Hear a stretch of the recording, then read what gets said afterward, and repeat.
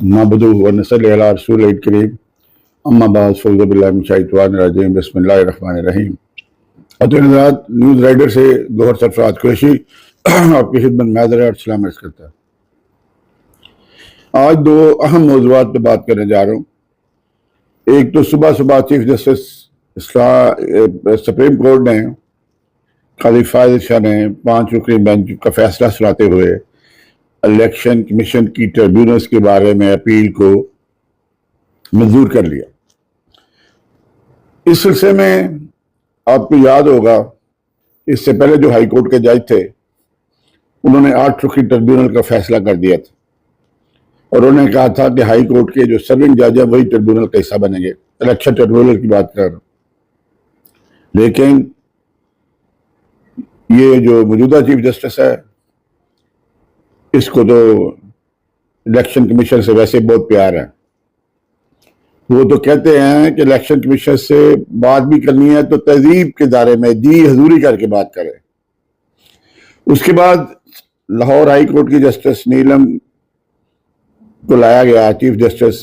2 जजों को छोड़ के जो अल जहाद ट्रस्ट है उसमें फैसला किया गया था कि सीनियर मोस्ट जज विल बी चीफ जस्टिस, लेकिन इन्होंने अल जहाद ट्रस्ट के फैसले की भी धज्जियां उड़ा दी और अब ये जो तरमीम की जा रही है उसकी भी उसमें सिर्फ एक ही तरीका है, एक ही मकसद है, एक ही मदावा है कि किसी तरीके से कॉन्स्टिट्यूशन कोर्ट बन जाए और उसके सबरा 3 साल के नहीं तो 1 साल के लिए कम अज कम बन जाए, क्योंकि जो इम्पार्शल चीफ जस्टिस आएगा वो मौजूदा गवर्नमेंट जो फॉर्म 47 की गवर्नमेंट है जिसके मैक्सिमम 18 रुकन है असम्बली में जेन्युइन, बाकी सब जो फॉर्म 47 की पैदावार है। और आज तो मौलाना फजल रहमान साहब ने यहाँ तक कह दिया है कि इनका कोई खिलाफती जवाब ही नहीं है कि तरमीम कर सके।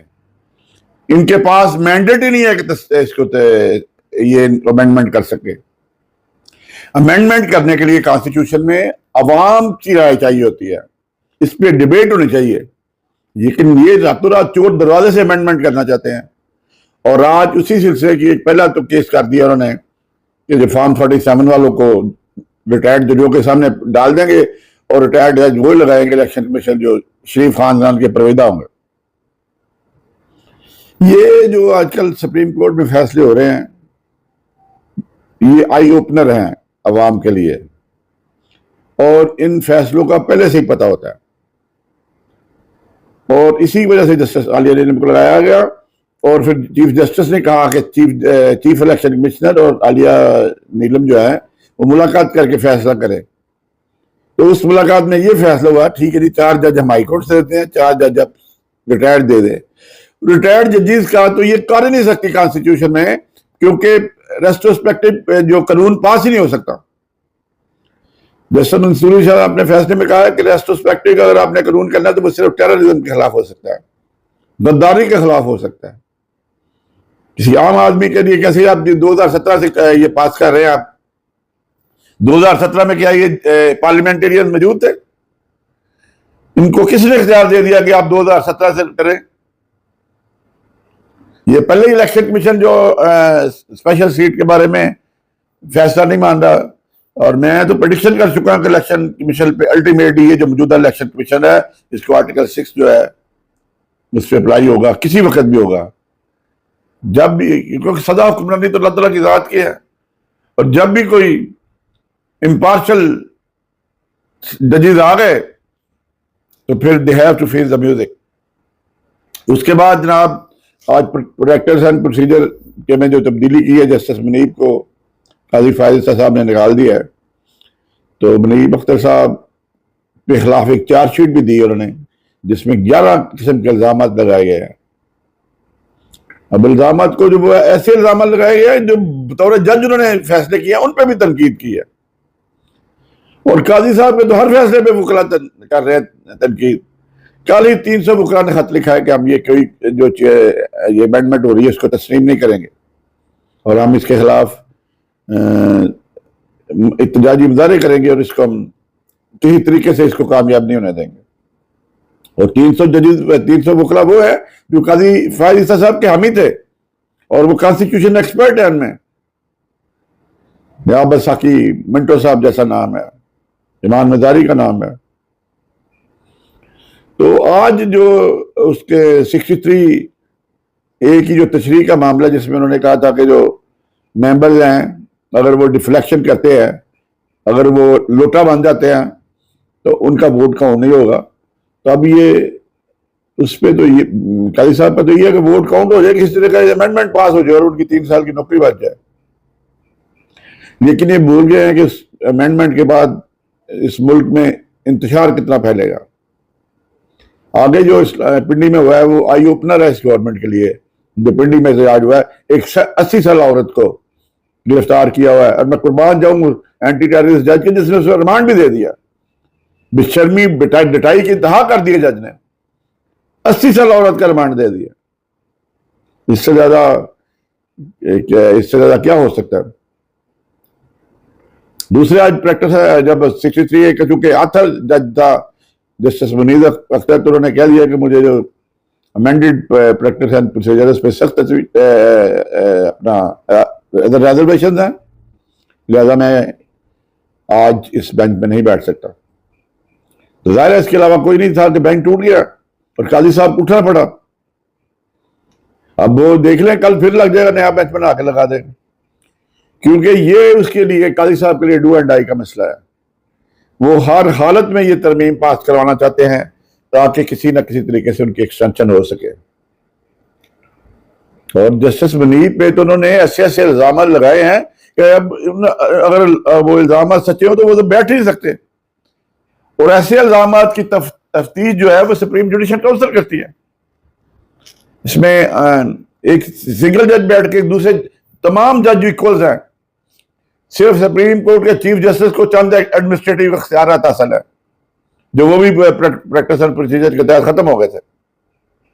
تو انہوں نے اپنا جسٹس امین الدین جو ان کے یار قارن کو ساتھ بٹھا لیا تاکہ اب من مرضی کے بینچ بنے گے جیسے جسٹس بندیال کے دور میں بنتے رہے.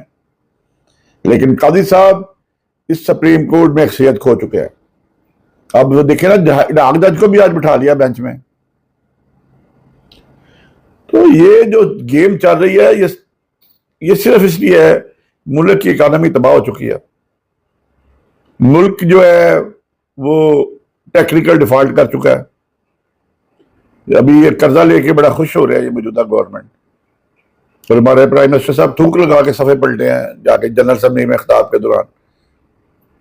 اور ایک وہ تھا جو ایاک نعبد و ایاک نستعین کہتا ہے, اس نے فی البدی تقریر کی بغیر نوٹس کے, اور اس نے پھر بتایا کہ ہم مسلمان ہیں اور لا الہ الا اللہ محمد رسول اللہ کے ماننے والے ہیں, اور ہماری اگر انڈیا سے جنگ ہوئی تو that will go to the end. اور انہوں نے تو یہاں تک کہہ دیا کہ اگر ہماری بقا کا مسئلہ ہوا تو ہم ایٹم بم بھی چلا دیں گے. انڈائریکٹلی انہوں نے یہ بھی کہہ دیا تھا. تو آج کی سب سے بڑی بریکنگ نیوز یہ ہے کہ منیب اختر صاحب نے خط لکھ دیا ہے کہ امینڈڈ جو ہے پریکٹس اینڈ پروسیجر ان پر تحفظات ہیں, لہذا وہ آج کے دن اس بینچ پہ نہیں بیٹھ سکتے. اور بینچ بڑا مایوس ہو کے اٹھ گیا کیونکہ منیب اختر کو شامل کیے بغیر ان کا گزارا نہیں ہے, کیونکہ وہ آتھر جج ہے اس ججمنٹ کے. تو آتھر جج کو تو بٹھائے بغیر ابھی اگر منیب صاحب نہیں بیٹھتے تو یہ جو ججمنٹ دیں گے اس کی کوئی حیثیت نہیں, قانون کے مطابق کوئی حیثیت نہیں, کیونکہ جب آتھر جج نہیں وہاں بیٹھے گا تو پھر اس ججمنٹ کی کیا وقت رہے گی. یہ ججمنٹ جو ہے, یہ جو نظر ثانی ہے, نظر ثانی کا اسکوپ بڑا لمیٹڈ ہوتا ہے. آپ صرف ججمنٹ میں غلطی کی نشاندہی کر سکتے, بحث نہیں کر سکتے اس میں. لیکن یہاں چونکہ ایکسٹینشن کا مسئلہ ہے, 3 بندوں کی ایکسٹینشن کا مسئلہ ہے, اور وہ ایکسٹینشن جو ہے وہ ڈو اور ڈائی کا مسئلہ بنا ہوا ہے ان کے لیے, زندگی اور موت کا مسئلہ بنا ہوا ہے. لہذا اس ایکسٹینشن کو لینے کے لیے یہ چاہے آئین کی آئین کو اس کو دجیاں بھی اڑانا پڑے تو یہ اڑا دیں گے, یہ اڑا کے رکھ دیں گے اس کو. تو صورتحال بڑی گمگیر ہے, اور یہ جوڈیشل کرائسس تو ہے ہی ہے. پارلیمنٹ جوڈیشری آمنے سامنے ہے, جوڈیشری اسٹیبلشمنٹ آمنے سامنے ہے. اسٹیبلشمنٹ پہ کچھ ججوں کے جنہوں نے 8 ججوں نے جنہوں نے ججمنٹ دی ہوئی ہے, اب وہ قاضی صاحب نظر ثانی لگائے نا، وہ نظر ثانی اسپیشل سیٹ کی، اب وہ نہیں لگے گی نظر ثانی. اور یہ معاملہ جب تک یہ کانسٹیٹیوشن امینڈمنٹ نہیں ہوگی، کیونکہ 25 اکتوبر میں قاضی صاحب نے ریٹائر ہو جانا ہے، 24 دن باقی رہ گئے ان کے. تو یہ 24 دن بڑے اہم ہیں اور بڑے خوفناک دن ہیں، کیونکہ پاکستان کی تو پرواہ نہیں ہے. ان لوگوں کو صرف اپنی اقتدار کی پرواہ ہے کہ کسی طریقے سے ہمارا اقتدار بچا رہے، اس کے علاوہ ان کا کوئی بھی ایجنڈا نہیں ہے.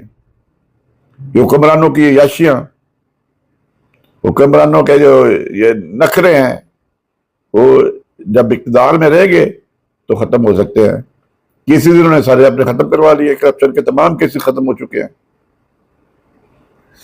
تو خواتین حضرات، اسی کے ساتھ میں آپ سے اجازت چاہتا ہوں.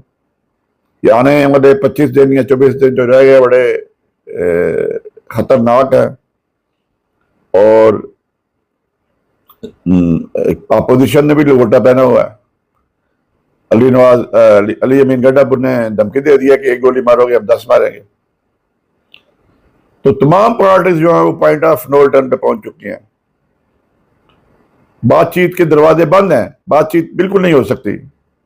حالانکہ سیاستدان میں کبھی اتنی نفرت ایک دوسرے سے ہونی نہیں چاہیے، بات چیت سے مسائل حل ہونے چاہیے. لیکن یہاں تو اقتدار کا مسئلہ ہے نا، کہ بات چیت کریں گے تو اقتدار چلا جائے گا. اور میں دونوں طرف وہ کہہ رہا ہوں، دونوں طرف جو ہے وہ جھکنے کے لیے تیار نہیں ہے. اور یہ تو ملک کی سالمیت بھی خطرے میں پڑی ہوئی ہے. تو اسی کے ساتھ مجھے اجازت دیں، دعا میں یاد رکھیں، گرد و نواح کا خیال رکھیں. السلام علیکم ورحمۃ اللہ وبرکاتہ.